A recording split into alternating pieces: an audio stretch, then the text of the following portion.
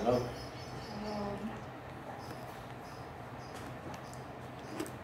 Pagi ini kita mulaikan ibadah sahabat kita.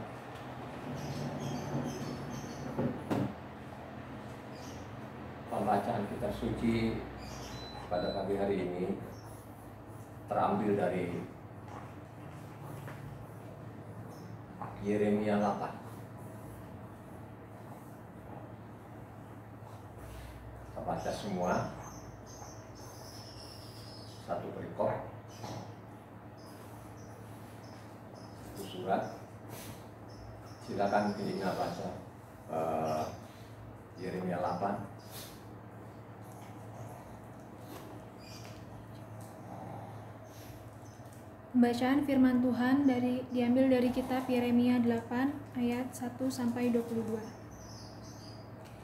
Pada masa itu demikianlah firman Yahweh, tulang-tulang raja-raja Yahuda, tulang-tulang pemuka-pemukanya, tulang-tulang imam-imam, tulang-tulang nabi-nabi, dan tulang-tulang segenap penduduk Yerusalem akan dikeluarkan dari dalam kubur mereka dan diserahkan di depan matahari, di depan bulan, dan di depan segenap tentara langit yang dahulunya dicintai, diabdi, diikuti, ditanyakan, dan disembah oleh mereka.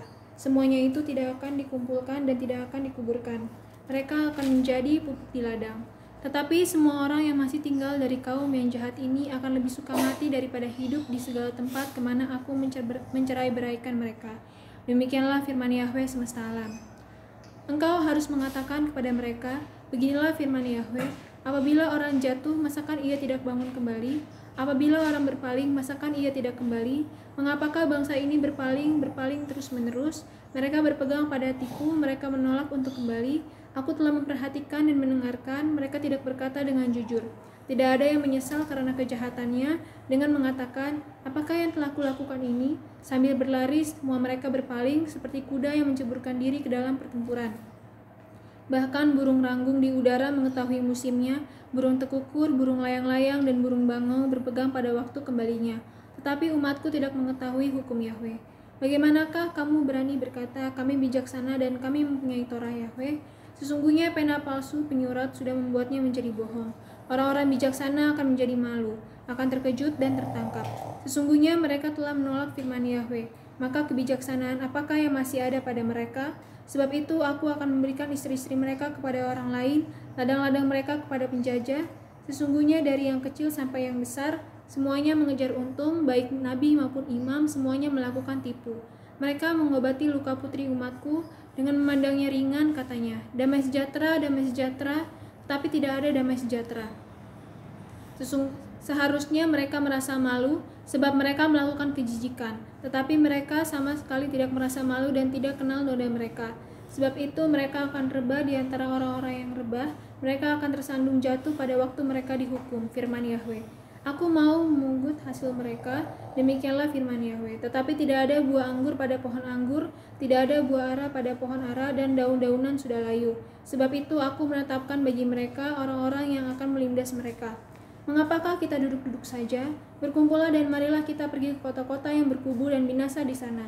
Sebab Yahweh Tuhan kita membinasakan kita, memberi kita minum racun, sebab kita telah berdosa kepada Yahweh. Kita mengharapkan damai, tetapi tidak datang sesuatu yang baik. Mengharapkan waktu kesembuhan, tetapi yang ada hanya kengerian. Dengus kuda musuh terdengar dari Dan, karena bunyi ringkik kuda jantan mereka. Gemetarlah seluruh negeri. Mereka datang dan memakan habis negeri dengan isinya, kota dengan penduduknya. Lihatlah, aku melepaskan ke antaramu ular-ular beludak yang tidak dapat dimantrai, yang akan memagut kamu, demikianlah firman Yahweh. Tidak tersembuhkan kedukaan yang menimpa diriku, hatiku sakit pedih. Dengar, seruan putri bangsaku minta tolong dari negeri yang jauh. Tidak adakah Yahweh di Sion, tidak adakah rajanya di dalamnya? Mengapakah mereka menimbulkan sakit hatiku dengan patung-patung mereka, dengan dewa-dewa asing yang sia-sia? Sudah lewat musim menuai, sudah berakhir musim kemarau. Tetapi kita belum diselamatkan juga. Karena luka putri bangsaku, hatiku luka, aku berkabung, kedahsyatan telah menyergap aku. Tidak adakah balsam di Gilead? Tidak adakah tabib di sana? Mengapakah belum datang juga kesembuhan luka putri bangsaku? Demikian pembacaan firman Tuhan. Haleluya, puji Tuhan. Silakan dulu. Shalom. Sudah baca kitab suci belum? Sudah. Membaca kitab suci itu perlu sekali. Dari awal saya mengenal Tuhan, memperingatkan kepada teman-teman saya, siapapun dia, mau dari anak kecil sampai orang tua, supaya baca kitab suci ini. Tidak dibaca kitab suci ini, kita tidak tahu apakah itu yang benar atau tidak. Kita sudah baca Yeremia, ada kata tipu, penipu. Yang menipu di sini bukan orang biasa. Yang menipu itu adalah imam-imam, termasuk juga nabi-nabinya. Nabi siapa? Itulah nabi-nabi palsu. Ya. Dari orang anak kecil sampai orang tua itu tipu. Kata tipu. Saya mengatakan setiap pribadi itu harus baca namanya kitab suci. Berulang-ulang kali dari tahun 2000 sampai saya bicara ini, harus baca kitab suci, harus mempelajari. Tidak dipelajari, makanya sia-sia. Karena Tuhan tidak pernah menginginkan kita, tidak pernah menginginkan kita ini, ya, seperti kerbau yang ditusuk hidungnya. Tuhan tidak mau, ya. Mengajari Tuhan ini supaya baca kitab suci ini, mempelajari. Ini perintah Tuhan. Kalau engkau baca Ulangan 5 di sana kan, itu harus kamu mempelajari. Kan begitu. Ya. Coba Ulangan 5 ayat 1. Baca. Cepat aja.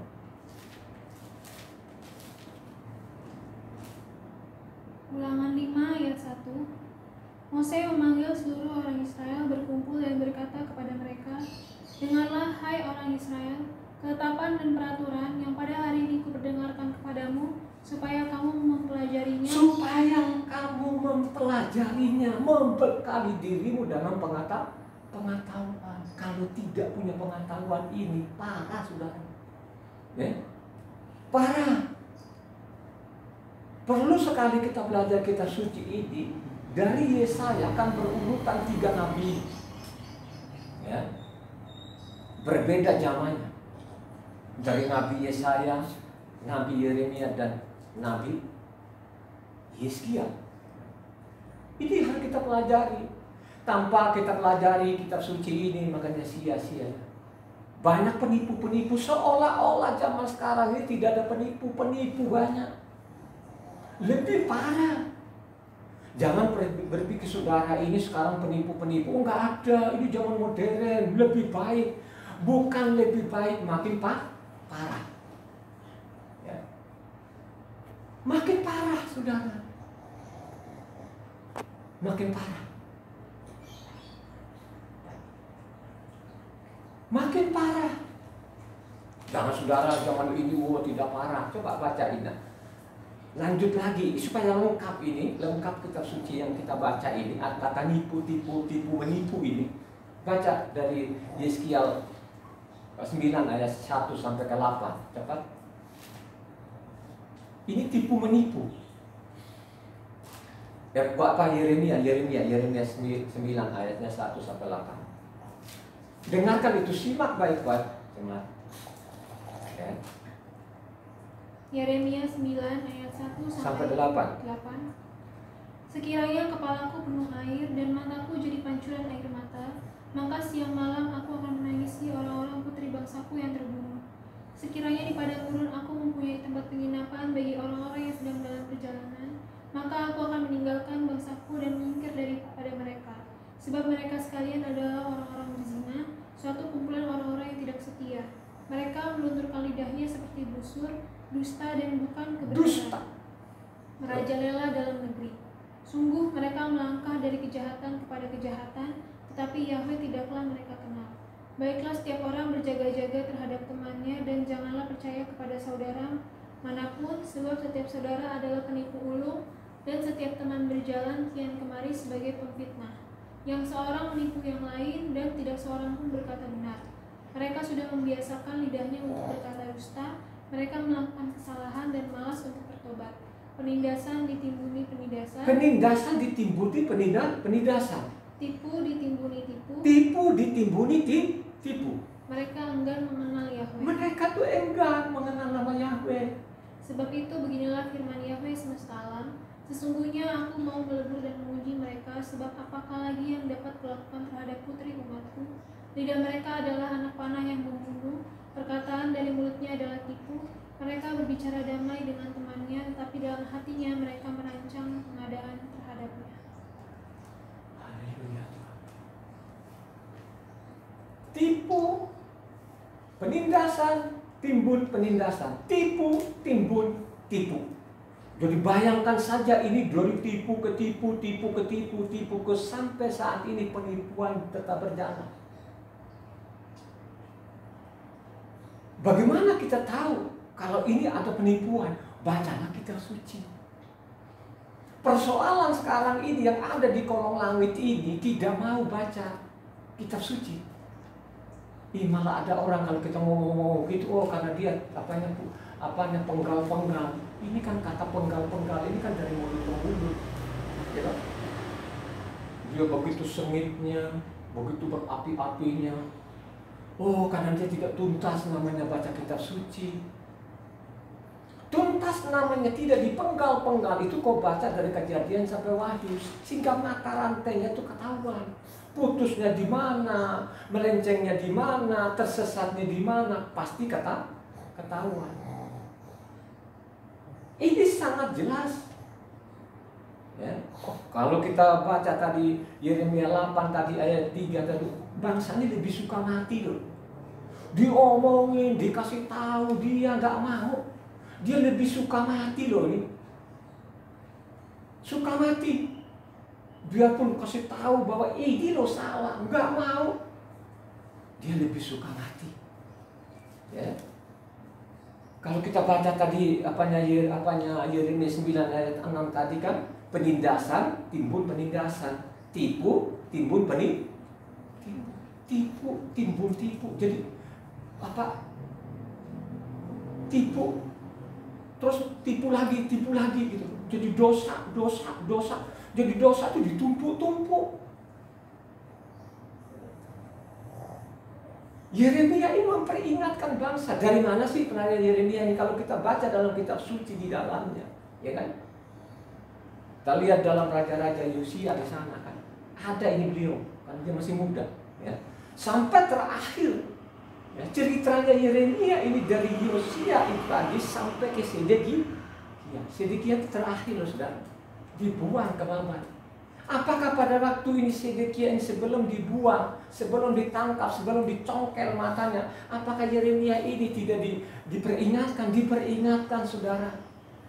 Peringatkan kepada bangsa ini, tapi bangsa ini luar biasa kejahatan. Kalau engkau baca di Yeremia 38 di sana, itu kan Yeremia itu dibuang ke perigi yang ada airnya.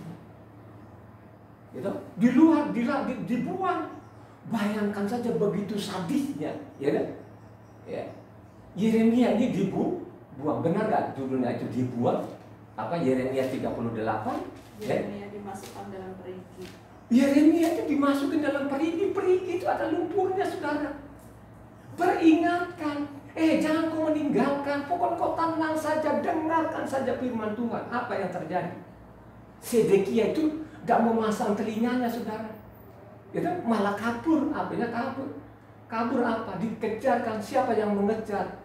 Nebukadnezar. Ya. Ketangkap sama dia. Apa yang terjadi? Anaknya dia bawa anak-anaknya, potong di depan matanya ini. Ya. Sebelum dicongkel matanya namanya Sedekia ini dipanggil, bawa anak-anaknya, potong lehernya di depannya dia ini. Sesudah dipotong anak-anak di depannya ini, sampai matanya Sedekia ini dicongkel saudara. Ya. Apakah Yeremia ini tidak diperingatkan terus menerus? Tidak mau. Nah yang lucu-lucunya kita ini kan dulu ini kan belum ada tulisan, ya, belum ada tulisan Yeremia, ya, kan begitu. Sekarang ini ada tulisannya sudah jelas, tapi orang nggak mau pelajari. Lebih suka namanya perintah manusia daripada perintah Tuhan. Ya, coba sudah tahu betul-betul ini bahwa ini salah, ditabrak terus sampai saat ini tipu demi tipu timbunin tipu, dosa timbunin dosa, ya kan? Makanya kalau engkau baca di sana ini, ya, itulah yang sampai sekarang ini dipelintir-pelintir, banyak yang mempelintir, gitu. Jadi seolah-olah sekarang itu namanya ada perjanjian baru, ya. Ya. Seolah-olah ini Tuhan sudah adakan namanya perjanjian baru, sehingga namanya tadi sekarang ini dari Matitiah sampai Wahyu itu dibilang ini perjanjian baru, ya.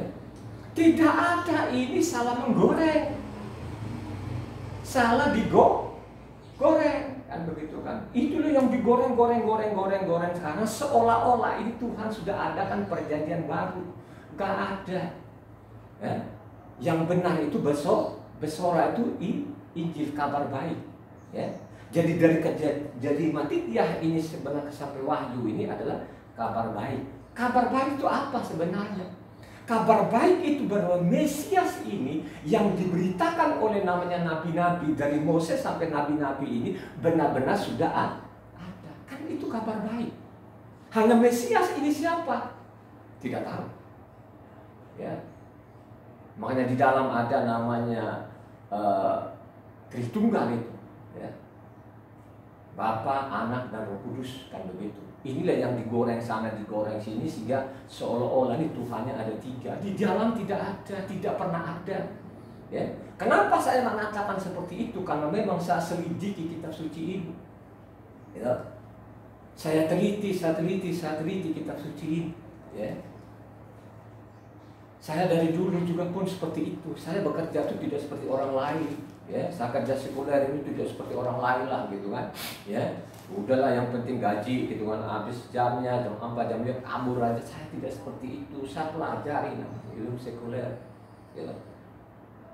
Ya, saya ini kan bukan satpam bukan kerjaan hina loh, bukan. Memang saya tidak mau lah dari dulu. Saya pelajari, gitu kan. Saya pelajari ilmu teknik itu kan, saya pelajari. Orang lain biarpun tidur itu ya saya pelajari bagaimana sih cara kerjanya, mesin ini bagaimana kerjanya, gitu. Kenapa dia bisa hidup, gitu loh. Saya teliti, gitu loh. Saya pelajari terus, saya pelajari sendiri, saudara, ya. Bagaimana ini mesin bisa hidup, bagaimana ini mobil bisa jalan, itu saya teliti, saya pelajari sendiri, gitu. Karena memang di Indonesia kita ini kita nggak bisa menciptakan lagi ini. Bagaimana kita mau menciptakan, ya? Kita baru mempelajari. Negara lain kan sudah menciptakan lebih canggih dan hanya kita bisa ini kita pelajari, sehingga apa yang sudah ada petunjuknya sana melalui bukunya tadi itu kita pelajari, kita baca terus, gitu loh, pasti akan baik kan. Begitu juga lah kerohaniannya ini. Kerohaniannya ini kita tidak belajar dengan baik, kita tidak teliti dengan baik, pasti kok kena tipu, kan begitu, pasti kena tipu. Ya, sekarang ini kan tumpuk. Coba baca, Bina di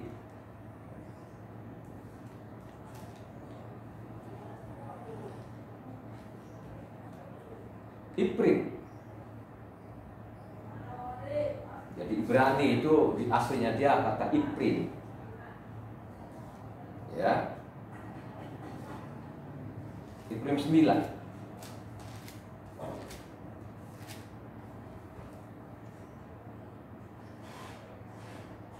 Dari 18 sampai ke 22 ini. Iprim 9 ayat 18 sampai 22. Itulah sebabnya, maka perjanjian yang pertama tidak disahkan tanpa darah. Sebab sesudah Mose memberitahukan semua perintah hukum Torah kepada seluruh umat, ia mengambil darah anak lembu dan darah domba jantan serta air dan bulu merah dan hisop, lalu memerciki kitab itu sendiri dan seluruh umat, sambil berkata, inilah darah perjanjian yang ditetapkan Tuhan bagi kamu, dan juga kemah dan semua alat untuk ibadah dipercikinya secara demikian dengan darah. Dan hampir segala sesuatu disucikan menurut hukum Torah dengan darah, dan tanpa penumpahan darah tidak ada pengampunan. Tanpa penumpahan darah, tipu menipu tadi nggak bisa diapa-apain, saudara. Sekarang mau tumpah darah di mana? Gitu? Mau tumpah darah di mana? Bait sucinya nggak ada. Yerusalem sekarang sudah ditumbuh rumput-rumput, tinggal namanya sepotong, namanya tembok ini. Akhirnya tembok ini kan dicium-cium sekarang ini. Ya, penyesalan kemudian. Akhirnya menyesal itu kan dicium-cium tembok, dikasih surah-surah, diselip-selipkan di sela-sela batu. Apakah Tuhan itu tidak memperingatkan bangsa ini? Sudah diperingatkan. Kalau kita baca namanya 1 Raja-Raja 9 di sana, ya kan? Coba baca selengkapnya Ina, ya, dari 1 sampai ke 9. 1 Raja-Raja 9 ayat 1 sampai ke 9. Coba dengar baik-baik. Coba agak keras ini supaya pendengar itu sendiri pun membaca kitab suci ini. 1 Raja-Raja 9 ayat 1 sampai 9. Ketika Salomo selesai mendirikan rumah Yahweh dan istana raja dan membuat segala yang diinginkannya, maka Yahweh menampakkan diri kepada Salomo untuk kedua kalinya seperti ia sudah menampakkan diri kepadanya di Gibeon. Firman Yahweh kepadanya, "Telah kudengar doa dan permohonanmu yang kau sampaikan kepadaku. Aku telah menguduskan rumah yang kau dirikan ini untuk membuat namaku tinggal di situ sampai selama-lamanya. Maka mataku dan hatiku akan ada di situ sepanjang masa. Mengenai engkau, jika engkau hidup di hadapanku sama seperti Daud ayahmu, dengan tulus hati dan dengan benar dan berbuat sesuai dengan segala yang kuperintahkan kepadamu, dan jika engkau tetap mengikuti segala ketetapan dan peraturanku, maka aku akan meneguhkan tahta kerajaanmu atas Israel untuk selama-lamanya seperti yang telah kujanjikan kepada Daud ayahmu, dengan berkata, keturunanmu tak akan terputus dari tahta kerajaan Israel. Tetapi jika kamu ini dan anak-anakmu berbalik daripada kamu sampai berbalik nanti dan tidak berpegang pada segala tidak perintah berpegang dari perjanjianku dan ketetapanku yang telah kuberikan ketetapanku kepadamu, dan pergi beribadah kepada ilah lain dan sujud menyembah kepadanya, maka aku akan melenyapkan orang Israel dari atas tanah yang telah kuberikan kepada mereka, dan rumah yang telah kukuduskan bagi namaku itu akan kubuang dari hadapanku. Maka Israel akan menjadi kiasan dan sindiran di antara segala bangsa, dan rumah ini akan menjadi reruntuhan, sehingga setiap orang yang lewat akan tertegun, bersuit, dan berkata, apakah sebabnya Yahweh berbuat yang demikian kepada negeri ini dan kepada rumah ini? Ya, apakah yang terjadi? Kenapa sampai nggak ada Yerusalem ini? Tidak ada lagi bait suci. Tadi sudah dibacakan oleh Ina tadi, 1 Raja-Raja 9 ayat 9 tadi. Karena mereka meninggalkan perintah Tuhan dan tidak mengenal nama Yahweh lagi. Apa yang terjadi? Sekarang ada batu nggak? Tinggal ada tembok. Ya, tinggal ada tembok setiap hari bertahun-tahun, kan sudah ratusan tahun, ribuan tahun itu sudah ada lagi, sudah lenyap. Terus bagaimana ini mau menghapus tipu menipu ini? Karena tidak ada korban lagi di sana, bait sucinya nggak ada, gitu. Sudah dihancurkan sampai kosong betul-betul, sampai Yerusalem kosong. Loh, kapan ini sebenarnya hancurkan yang tadi dibaca oleh Ina? Kalau engkau baca tadi dari namanya Yeremia 38 sampai selanjutnya di sana, ya, zaman namanya Nebukadnezar itu tadi hancurkan, gitu.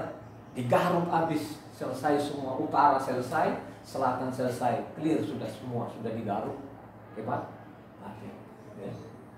Itulah yang terjadi dari awal sampai saat ini, tipu menipu. Gitu.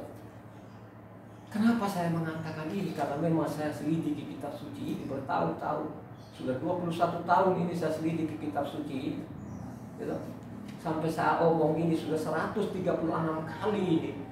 Ya, saya baca dari Kejadian sampai Wahyu, saya tidak putus, saya tidak penggal-penggal. Kalau ada bilang, dia itu memenggal-menggal, hadapin saya itu orang siapapun, biar kodok. Ya, apakah kita tidak nonton itu di YouTube, di mana-mana mereka khotbah itu seenak-enak, gitu. Yang dia hadapi ini paling tidak kan mereka juga tidak tahu, tidak pernah membaca, akhirnya mereka amin saja. Kan gitu kan. Itulah yang dikatakan tadi, tipu, timbun, tipu. Gitu. Mereka tuh enggan mengenal Yahweh. Mereka tidak suka itu mendengar nama Yahweh. Coba lanjutnya ini. Tadi Yeremia 9 tadi ayatnya 23-24.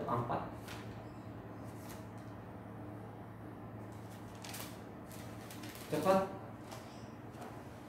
Beginilah firman Yahweh, janganlah orang bijaksana bermegah karena kebijaksanaannya, janganlah orang kuat bermegah karena kekuatannya, janganlah orang kaya bermegah karena kekayaannya, tetapi siapa yang mau bermegah, baiklah bermegah karena yang berikut, bahwa ia memahami dan mengenal aku, Ia memahami dan mengenal aku. bahwa akulah Yahweh yang menunjukkan kasih setia, keadilan dan kebenaran di bumi. Sungguh semuanya itu kusukai, demikianlah firman Sungguh Yahweh. itu kusukai. Harus kita memiliki pemahaman kitab suci. Tanpa pemahaman kitab suci, makanya sia-sia, pasti kau ditipu. Ya, pasti kau kena tipu. Penipu sekarang ini luar biasa, saudara. Merajalela di mana-mana. Bayangkan saja di dalam kitab suci itu disuruh namanya Pesak. Ada namanya Jumat Agung, kita bingung. Di mana ada tulisan di dalam kenapa namanya ketentuan-ketentuan Tuhan ini yang sudah benar-benar Tuhan ini berulang-ulang kali perintahkan manusia supaya namanya taati perintah-perintah. Tidak ada mau mendengar. Ya. Akhirnya banyak korban. Kenapa banyak korban? Karena semua orang tuh nggak mau namanya baca kitab suci ini. Baca pun ya sepintas-pintas lah. Coba kalau pas dia baca firman Tuhan, tiba-tiba ada order gitu kan, langsung dia lempar aja, nggak tahu lah sampai di mana tadi waktu dia baca. Ya. Ada yang menguntungkan kepribadinya pada waktu langsung dia taruh saja, nggak tahu lah sampai di mana tadi. Akhirnya berhari-hari kitab suci ini tidak pernah disenggol lagi. Ya, tidak mau lagi, kan begitu. Tidak mau lihat lagi, kan begitu. Ya. Akhirnya dari mimbar ini kan digoreng sedemikian rupa. Sekarang ini bukan makin baik, makin parah. Contohnya sekarang kita menghadapi pandemi sekarang. Coba, kemana mereka-mereka yang dari mimbar ini? Ya, semua memanggil Tuhannya masing-masing. Tidak ada jawaban. Mati konyol di seluruh dunia ini. Apakah di dalam kitab suci itu sudah ditulis nggak?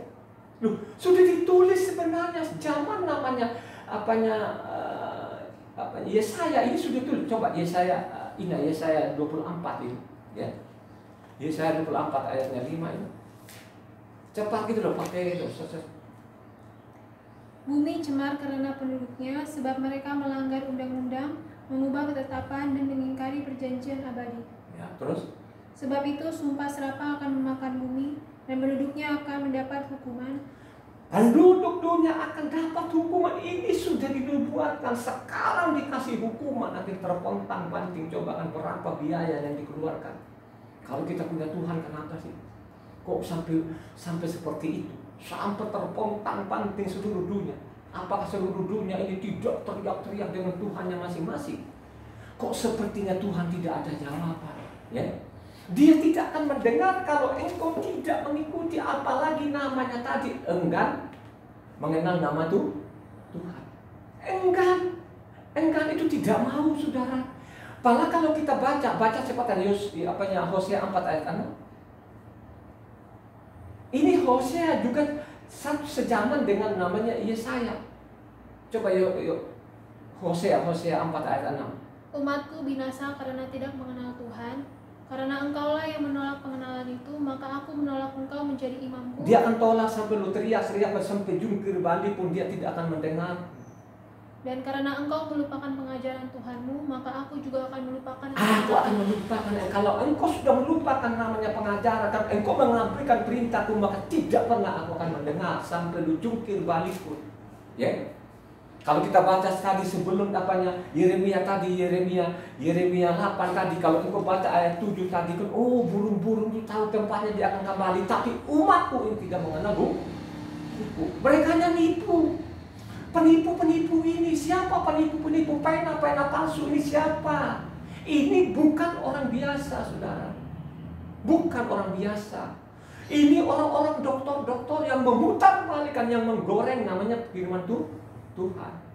Ya, seolah-olah kan beliau ini sudah diadakan perjanjian baru dengan umatnya. Tidak ada. Perjanjian baru dan nanti saya sudah coba baca tadi namanya Ibrani 9 ayat 28 ini yang terakhir di bawah itu. Nah, lihat nanti ini 28 ini. Ya, baru kita lanjut nanti ini kita baca lengkap ini. Yang diputar balik, yang digoreng-goreng ini, yang diputar balikan, ya, pena-pena palsu ini. Ibrani 9 ayat 28. Demikian pula Hamasia hanya satu kali saja mengorbankan dirinya untuk menanggung dosa banyak orang. Sesudah itu ia akan menyatakan dirinya sekali lagi tanpa menanggung dosa untuk menganugerahkan keselamatan kepada mereka yang menantikan dia. Yang menantikan dia, bagaimana kita menantikan? Menanti itu kita pasif saja. Kita harus aktif. Aktifnya bagaimana? Pelajari namanya kitab suci. Kalau engkau pelajari kitab suci ini dengan baik, dengan benar, maka pada waktu nanti diadakan perjanjian baru dengan umatnya. Ini bukan zaman sekarang. Ini yang digoreng-goreng. Digoreng sedemikian rupa. Dari mimbar tadi itu kan, yang angkat 8 tadi, 8, Yeremia 8, Ibu Ana, ayat 8. Ya. Yang menggoreng-goreng, yang memutar balikan ini, ya, kebenaran ini. Yeremia 8 ayat 8. Bagaimanakah kamu berani berkata, kami bijaksana dan kami mempunyai Taurat Yahweh? Sesungguhnya pena palsu penyurat sudah membuatnya menjadi bohong. Menjadi bohong, bagaimana lu bilang begini? Kamu sendiri pun penipu, pembohong. Ya. Seolah-olah zaman itu semua pembohong. Kami tidak pembohong. Sekarang ini pembohongnya lebih gila lagi. Pembuktian sekarang pada waktu Tuhan menghukum bumi ini. Manusia terpontang-panting, mati, konyol di mana-mana. You know? Ya. Tuhan menjamin 2-3 orang berkumpul dalam namaku, aku ada di tengah-tengah. Final. Final, saudara.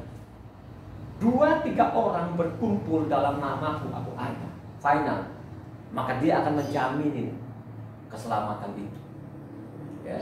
Kalau kita baca Mazmur ini kan Mazmur 91 yang ayat hanya 16 ayat ini, kalau kita baca selengkapnya itu dia jamin, ya, ya sekalipun penyakit wabah ini menular siang dan malam tidak akan menimpamu, itu jaminannya Tuhan dengan syarat karena dia mengenal aku. Ya, kata dia karena dia mengenal aku, dia akan menjamin di situ. Ya. Bagaimana kita mengenal tadi kalau kita tidak pernah membaca kitab suci ini? Pada waktu dia datang di bumi ini, coba. Waktu dia menjamar jadi manusia, tidak ada yang mengenal sampai saat ini. Ya. Pada tahun 2000 itulah saya bilang bahwa Yahweh lah yang datang di bumi. Dialah Yahweh yang datang di bumi ini menyamar jadi manusia. Tapi umatnya tidak mengenal. Karena tadi enggan mengenal. Ya. Saya tahun 2000 itulah benar-benar melalui hikmat Tuhan, melalui rohnya tadi itu, saya selidiki kitab suci ini sehingga saya boleh membagikan firman Tuhan ini. Ya, bukan sekadar saya hafal-hafal. Ya. Itulah perjanjian baru yang mereka angkat-angkat seolah-olah Tuhan sudah adakan perjanjian baru, itu omong kosong, tidak benar. Itu memutar balikan, mereka menggoreng-goreng. Mereka menggoreng, coba baca satu orang ini perjanjian baru ini, ya. 2 Korintus 3 ayatnya 3, pencet kanan. Karena itu kutipan-kutipan semua itu. Karena telah nyata bahwa kamu adalah surat Hamasia yang ditulis oleh pelayanan kami, ditulis bukan dengan tinta tetapi dengan roh dari Tuhan yang hidup, bukan pada loloh batu melainkan pada loh daging, yaitu di dalam hati manusia. Ini kutipannya dari Yeremia 31 ayatnya 34. Itu kan kutipan, ya. Ini yang digoreng-goreng seolah-olah ini sudah ditulis loh saudara, bahwa sekarang sudah ada perjanjian baru. Baca yang benar, jangan ikutin penipu, ya.